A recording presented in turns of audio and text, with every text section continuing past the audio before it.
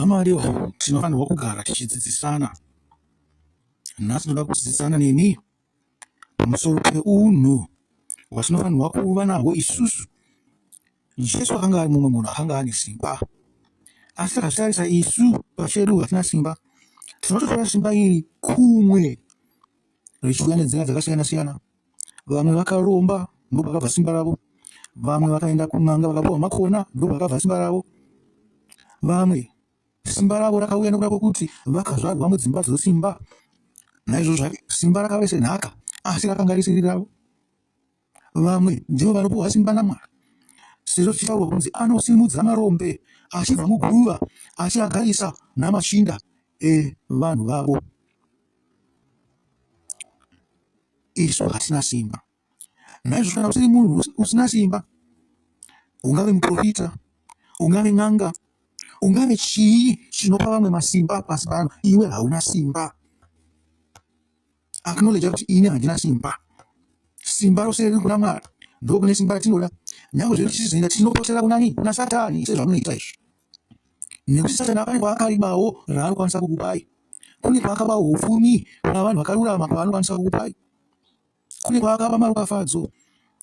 Handizoona pazvake maropafadzo here Satani, nekuti anongoda kungoshandisa nguva iyoyo. Kana zvapera dzimwe nguva unotopuwa nguva yekuti ndichapa nguva yakati yekuti umboshaina ndozokudimura zvangu.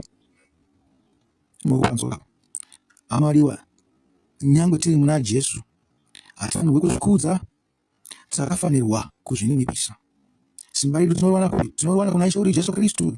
Simba redu rinobva kuna Mwari, isu hatendi. Simba redu tinoriwana mumagwaro, mushoko rine simba. Simba rinobva pamweya waMwari. Naizvozvo ngatizvininipisei, zvisinei kuti tarakidza vanhu simba rakakura sei. Ngatiite pore zvedu tichiita basa raMwari, tichiendera pamberi nokufara kuti Mwari unotipa simba rokuti tiite basa rake.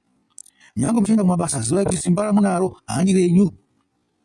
Pane vamwe vanenge vatone simba iro asi vakatadza kurishandisa nekuti rakashayiwa basa kwavari.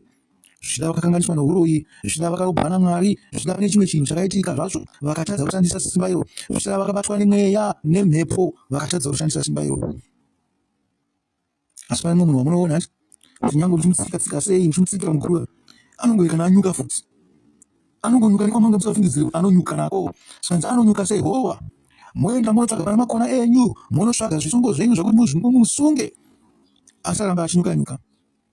Asi munhu waMwari kari pasi paMwari. Mwari kana ada anongomute tugu pamira zvakare. Imi ndima kutopinda pabasa rapamweya kuti muedze kumutsikirira basa. Mwari anotishandisa semidziyo yake.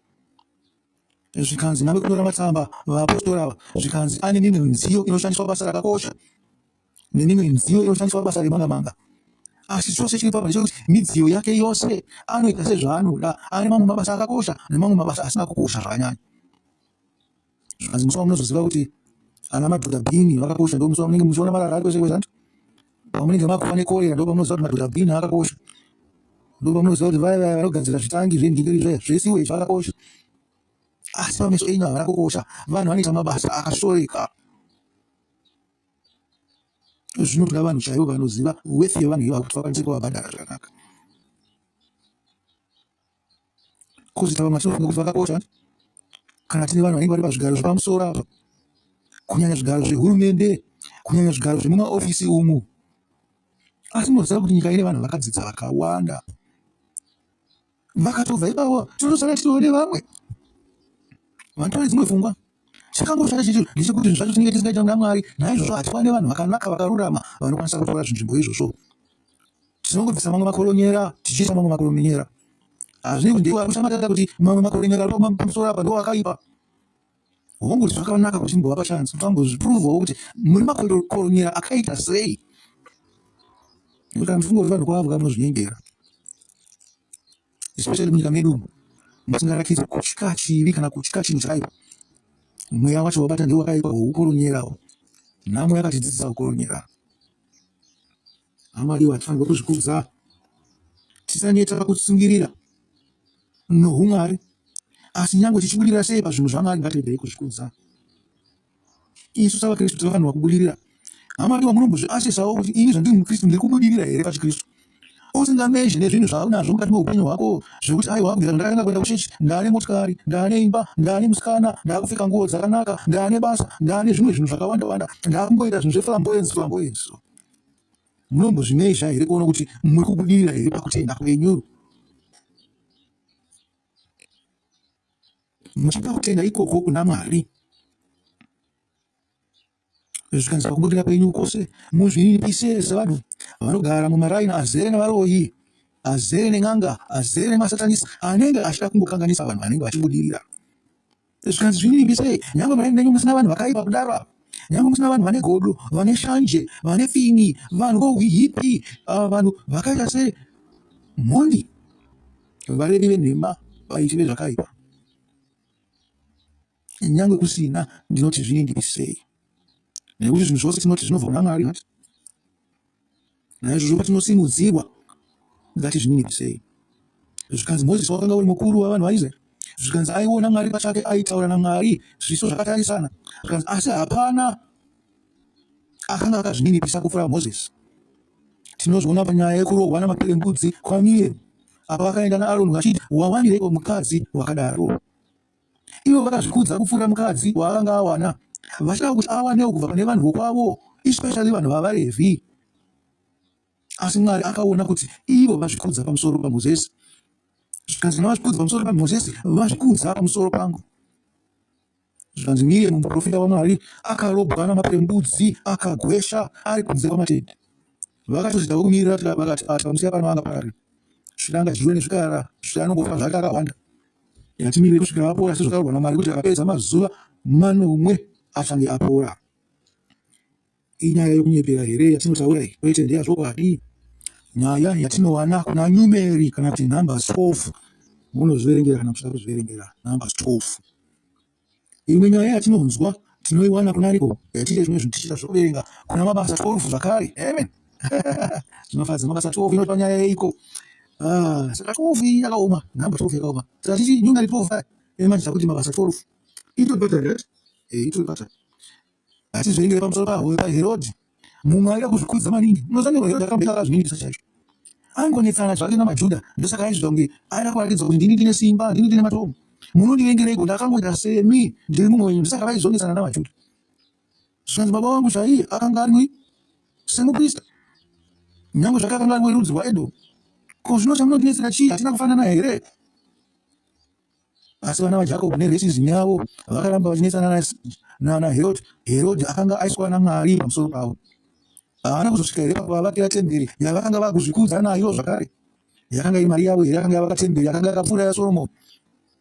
Yakanga iri mari yaHerodhi nounyanzvi hwaHerodhi. Yatinzwei kufa kwaHerodhi kuna mabasa 12. Zvikanzi Herodhi akanga akatsamwirana navanhu veTire neSidhoni, ndokubva vabatana pamwe chete vakauya kwaari kuti vataure naye. Vanhu veTire neSidhoni vakataura naHerodhi. Vakati vawana rutsigiro rwaBhurasto, muranda akatendeka wamambo, Herodhi ndiye mambo wacho iye akataura, vakakumbira runyararo nokuti vaipona nenyika yamambo, nokuti ndiko kwavaiwana zvokudya. Mazuva akanga atarwa, Herodhi akapfeka nguo dzake dzoushe, akagara pachigaro chake choushe, akataura kuvanhu. Vanhu vakadanidzira vachiti, iri inzwi raMwari kwete romunhu. Amen. Sezvamunongoitawo maprezidendi enyu navanhu vanenge vari pazvigaro, imi munovanyengeri. Vakare pano kuti Herodhi haana kurumbidza Mwari, mutumwa wacho akauya akamurova. Herodhi akadyiwa nehonye uye akafa. Uye shoko raMwari rakaramba richikura uye richipararira. Mukunzwa? Zvikanzi akarobwa nehonye nendiro zvakanga yabva kudenga. Zvikanzi akaura akaita sei? Akafa. Wakazvikudza. Ndiye akanga azvikudza, akakudzwa navanhu. Mukunzwa? Tinonzwawo nyaya yaPauro zvakare. Pauro paakakudzwa navanhu hanene kuti ndikupi wakanga akudzwa. Zvikanzi vanhu vainamata Dhiana here? Vanhu vainamata Mwari upi wavainamata? Zvikanzi Pauro paakaita zvishamiso vakatanga kumuti ndiMwari. Zvikanzi naBhanabhasi vakamuti ndiye Zeus, mutauriri waMwari. Murikuzvinzwa? Pauro naBhanabhasi vakakurumidza kuramba, vakabvarura nguo dzavo. Chinhu chakatadza kuitwa nani? naHerodhi. Kuda kwamwari ndiri pamusoro penyika yaMwari. Mungandikudza zvenyu ndiri pamusoro pevanhu vaMwari. Regai kudaro, zvinhu zvose zvinobva kuna Mwari. Chikafu ndichangokupai ndechaMwari ichi. Asi musazomukana neni ramangwana. Nekuti samambo ndine kodzero yekuita sei? Yekusakupai zvokudya. Murikuzvinzwa izvo? Wakanga uri mambo nyange nepamusoro peTire neSidhoni. Murikuzvinzwa? Tinofanirwa kuzvininipisa. Ndingati zvakaitwa naPauro naBhanabhasi ndiko kuzvidzora. Kuzvidzora uchizvisa pasi, uchingorangarira kuti wakangoita sevamwe vose ava vanenge vari pasi pako, vanenge vachibva uri mambo. Tinofanirwa kuzvidzora nokuzvininipisa nguva dzose. Vamwe vanhu vanozvikudza maningi ndo vanhu vemakereka. Kunyanya imi maKristu, tambotaura pamusoro pekuzvikudza kwamunoita kana mazarurirwa naMwari. Zvino pane vamwe vanhu vanoita makereke vanozviti vaprofita, ana maapostora, namafundisi, kana kuti vanenge vaiswa pazvigaro nechechi yeRoma kana yeMethodist kana yeAnglikeni kana mamwe amachechi ose atinongoziva. Ndinokutaura ndichiti vanhu vari mukereke handi venyu. Nyange makaparidza sei vanhu vazhinji vakatendeuka nokuda kwokuti makanga maparidza imi. Shoko ramaparidza handi renyu, mweya wamashandisa handi wenyu, chakoka vanhu handi chenyu. Rambai muchizvininipisa. Nyange kereke dzenyu dzikakura sei, dzikapfatukira, musazvikudze. Rambai muchizvininipisa, makazvisa pasi paMwari. Kana matokura kudaro chatova chikonzero chakanyanya chekuti utozvisa pasi paivo vanenge vachiuya kukereke yamunenge muchipinza. Zivai kuti vanhu havasi venyu. Upenyu chaiwo hwamunahwo hauzi wenyu. Kereke yacho iyoyo yamakaforera mukarejesta handi yenyu. Nyange vana vamakabereka chaivo vakabuda muura menyu handi venyu. Kana nguo dzamakapfeka idzi muchizvikudza nadzo muchiti tinotaridzika zvakanaka handi dzenyu. Nemiviri yamunenge muchipfeka mabhamshoti muchifamba muchiti pesu handi yenyu. Hazvina basa kuti makasvinga nemari yamakanga makashandira. Hazvina basa kuti makaiwina mari yacho kana kuti mari makasirwa namabereki venyu. Mune mapurazi, mune migodhi, mune chii, zvose izvozvo handi zvenyu. Jobho achitaura pana vanhu, Jobho 1:21 anoti ndakabva kuna Mwari ndisina chinhu. Ndakauya ndiri musvo, ndisina chandakasimira. Kwaari ndo pandichazodzokera manje ndiri musvo, ndisina chinhu. Makatora attitude yakadaro, dzimwe nguva mukazvininipisa muchiziva kuti upenyu hwedu huri pasi pano hungori temporari. Ndehwenguva pfupi, takatoita sevanhu vakaperedza. Zvikanzi mombe yekurongerwa kama wakaringa ichinzira. Unoti pakati pokukama yobva yanguva yobva yatorwa. Usati wadzadza kana kapu zvani. Unoti wakaibowa pagejo yobva yasotorwa. Iwe usati wapedza kurima. Gore rako zvakadhakwa zvose zvawanga uchida. Wanga watenga maseeds ako, mafertilizer, mai zvose waunganidza, asi hauna mombe yegejo. Wotori machibhakera kana pfumvudza. Zvinongakwanise here 20 hectares dzanga uchiri unadzo nepfumvudza. Ameno kana une mari yokuhaya vashandiri vanoshandira kana kuti nesimba kana vana rokuzviita. Nekuti nyange nemunda wacho waunenge uchivhaira nawo unototorerwa futi. Ndosaka munyika medu musina zororo. Handei pana Luka 12. Ndakuziva kuti namba 12 yakaoma pamusoro pevanhu vanozvikudza.